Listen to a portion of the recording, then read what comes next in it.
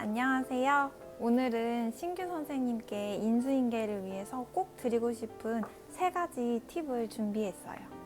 저는 학교를 한 번 옮겨봤고 이번이 2번째 학교예요. 그래서 인수인계를 2번 받아봤거든요.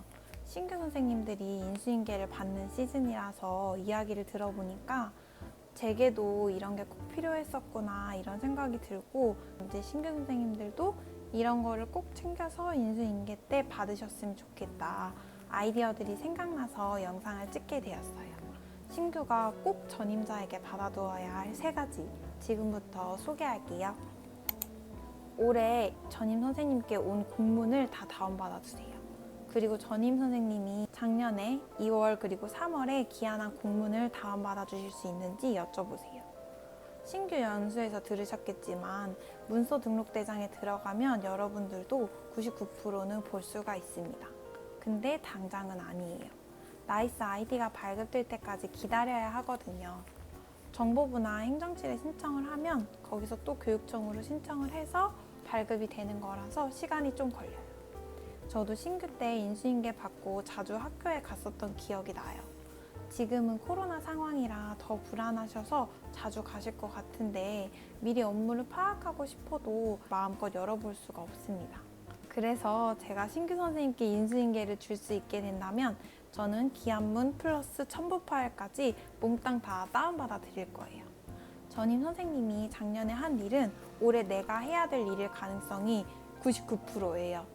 그리고 2022년도에 새로 생긴 업무들이 조금 있거든요. 그런 것도 전임 선생님의 나이스로 들어가고 있어요. 그렇기 때문에 위에 말씀드린 2가지 파일들을 꼭 받아두시는 게 좋을 것 같아요. 혹시 전임 보건 선생님께서 방법을 모르시면 이렇게 하면 됩니다. 일단 나이스에 기간을 입력해야 돼요. 올해 2월에 온 공문, 그러니까 보건선생님이 이미 접수한 교육청 공문을 받으시려면 접수자에 전임 선생님 이름을 넣고 검색하세요. 작년에 기한하신 것들은 기한자의 이름을 넣으면 됩니다. 검색이 되면 공문 전체를 체크를 하고 우측 상단에 저장 버튼을 누르세요. 그러면 그 안에 기한문과 첨부 파일까지 전부 다운이 받아진답니다. 그리고 방금 보여드린 2개의 검색창, 이거를 꼭 캡처해 주세요. 파일만 쌓여 있으면 업무 파악하기가 복잡하니까요. 2번째는 쉬는 시간, 수업 시간, 점심시간 등 학생들 보건실과 안정실 이용 방법을 자세히 여쭤보세요. 학교 생활의 질의 가장 결정적인 요소는 다른 게 아니라 학생들의 보건실 이용 태도라고 생각해요. 그거는 보통 학교를 옮기고 1~2달 안에 보건선생님이 만들어 나갈 수 있거든요. 저는 신규 3월에 그거를 제대로 하지를 못해가지고 너무 고생을 많이 했어요. 기간제 선생님 경력이 있으시더라도 그동안 나만의 보건실을 이렇게 적극적으로 꾸려가 보신 적이 없으시다면 이 이야기에 귀를 기울여 보세요. 아이들 보건실 이용 빈도가 얼마나 되는지 한번 여쭤보세요. 보건일지의 통계를 통해서 살펴볼 수도 있거든요. 많이 오는 학교들이라고 치면 하루에 50명이 넘어가고 100명이 가깝게 아이들이 방문을 할 것 같아요. 저는 아이들이 보건실 와서 마음껏 아픈 거를 호소하도록 문을 열어두는 편이에요. 하지만 아이들이 문을 두드릴 수 있도록 하는 거랑 예의랑 질서 없이 문을 막 열어 제끼도록 하는 거는 다르다고 생각해요. 이용 빈도가 너무 높다고 해도 걱정하지 마세요. 아래 사항들을 더 주의 깊게 확인을 해보시면 좋은 보건실을 꾸려나갈 수 있을 것 같아요. 아이들이 많을 때는 어디에서 대기하게 하셨는지 확인해 보시면 또 좋아요. 방문 학생이 많은 학교라면 생각보다 이 규칙을 두는 것이 중요합니다. 아이들이 보건실을 혼란스럽게 하면 문진과 처치의 질이 떨어져요. 학생들의 건강관리를 하는 기본적인 업무에 차질이 생긴다고 생각해요. 전교생에게 규칙을 알릴 수 있는 기회가 있다면 이용하시고, 아니라면 보건선생님이 나름의 규칙을 마음속에 두고 계시다가 초반에 아이들이 방문할 때마다 계속해서 교육을 시켜주시면 잘 정립할 수 있어요. 또 중등의 경우에는 안종실을 이용할 때 담임선생님, 교과선생님에게 사전에 알리는지 아니면 허락을 받는지 여러 가지 경우의 수를 따져봐서 지금 학교에서 하고 있는 상태를 확인해 보시면 좋겠어요. 학교에서 해당 수업 시간에는 교과교사가 아이의 보호자가 되고 전반적인 학교 생활에서는 담임 선생님이 보호자라고 저는 생각해요. 전임 선생님이 담임 선생님, 교과 선생님이랑 아이들 건강 상태, 특히 안정실 이용에 대해서 커뮤니케이션을 얼마나 적극적으로 했는지를 확인해 보시고 선생님도 그렇게 해주시는 것이 좋다고 생각합니다. 저는 좀 적극적으로 하고 있는 편이에요.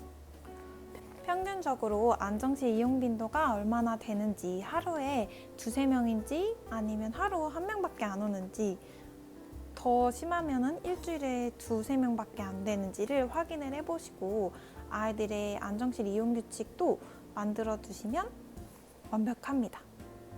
전임 선생님께 이런 것들을 확인해 보시라고 한 이유는 내가 올해 왔다고 해도 학교는 그 자리에서 어제도 또 작년에도 있었기 때문이에요. 학교만의 규칙을 가지고 있었을 거거든요. 나만의 규칙을 세우고 그거를 동료 선생님들이랑 학생들, 특히 나보다 이 학교에 오래 있었던 2, 3학년 학생들이 받아들일 수 있게 하기 위해서는 작년까지 어떻게 해왔는지 참고를 해두는 게 아주 중요하다고 생각해요. 보건실은 나만의 거인 것 같기도 하지만 또 동료 선생님들이랑 학생들의 것인 이 학교의 거기도 하니까요. 세 번째는 궁금한 것이 생겼을 때 여쭤볼 수 있는 괜찮은 선생님이 어떤 분이 계신지 여쭤보면 좋습니다. 되게 소소한 팁이기도 하지만 중요한 팁이라고 생각해요. 보건교사는 업무가 이제 독립적이고 독립된 장소에 있으니까 다른 사람들의 영향력에서 좀 벗어나 있다는 게 장점이기도 하지만 동시에 되게 외로운 자리라는 단점이 있기도 해요. 특히 신규 선생님들이 학교에 가면 부서의 부장님께 여쭤보기는 어려운 사소한 질문들도 있을 것 같아요. 실수를 하거나 혼자 고군분투하는 것보다 친근하게 대해주시는 동료 선생님을 한 분 정도는 알고 있어서 그분께 여쭤보는 것이 학교 생활에 빠르게 적응할 수 있는 아주 좋은 팁입니다. 전임 선생님께 여쭤보면 분명히 상냥하신 선생님이 어떤 분이신지 알려주실 거예요.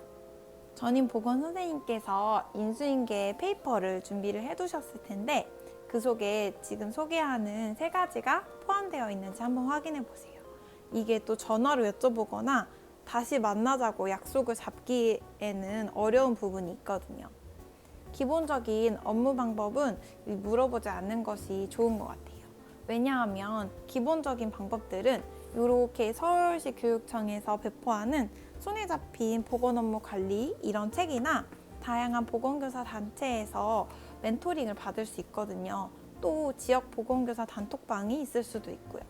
전임 선생님께만 여쭤볼 수 있는 이 학교에서 신규 선생님이 알아둬야 할 것들만 여쭤보고 얻어가기에도 인수인계 시간은 매우 부족합니다. 오늘 영상이 신규 선생님들께 큰 도움이 되었기를 바라면서 즐거운 학교 생활이 되시기를 바랍니다.